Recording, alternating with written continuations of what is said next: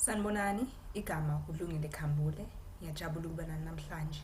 Namhlanje kumele sikhombe ukuthi yini inani, yini ifraction kanye futhi yini ibase kulo mbuzo lo. Basibunyeza umbuzo othi u150 ungamaphesenti angu25 wayiphi inamba. Uyabona ke?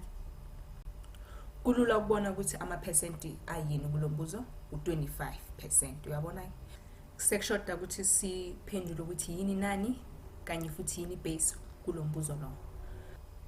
Kahle kahle basubhekisisa kahle lo mbuzo lo. Usho ukuthi u25% mawuphinda phinda ngale namba esingayazi uzosinikeza 150. Uyabona? Kusho khona ukuthi 150 uyinani kulo mbuzo lo.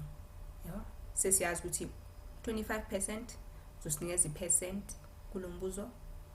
Le namba esingakayazi izosinikeza ibase kulo mbuzo. Futhi ke u150 uyinani kulo mbuzo.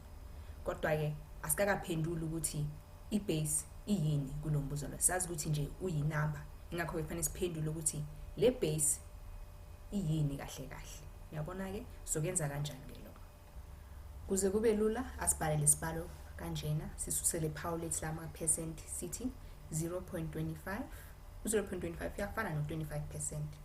Suphinda phinda ngale namba lesingakayazi sobhala ukuthi inamba usinikeza u150. Uyabona?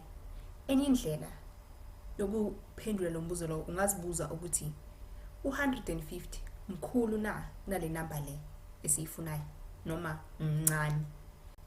Bengaba amaphesenti angu25 wale namba asineza 150 kusho khona ukuthi le namba le inkulu kunawo 150. Uyabona ke? Futhi le namba le inkulu kayi4 naku 150. Uyabona ke?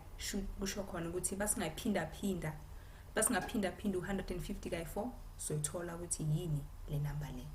Uyabona? Sizoqala ke siphinda phinde icala lethu la ngapha naleli futhi la ngale ngo4.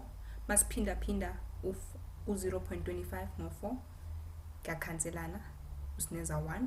Ngakho ke sosala ngenamba yethu kuleli cala. Masiphinda phinda u150 ngo4 usineza ngakhi 600. Sesitholile ke impendulo yethu. Ngiyathemba ukuthi lokhu kusizile kuze sibonane futhi. Ngiyabonga.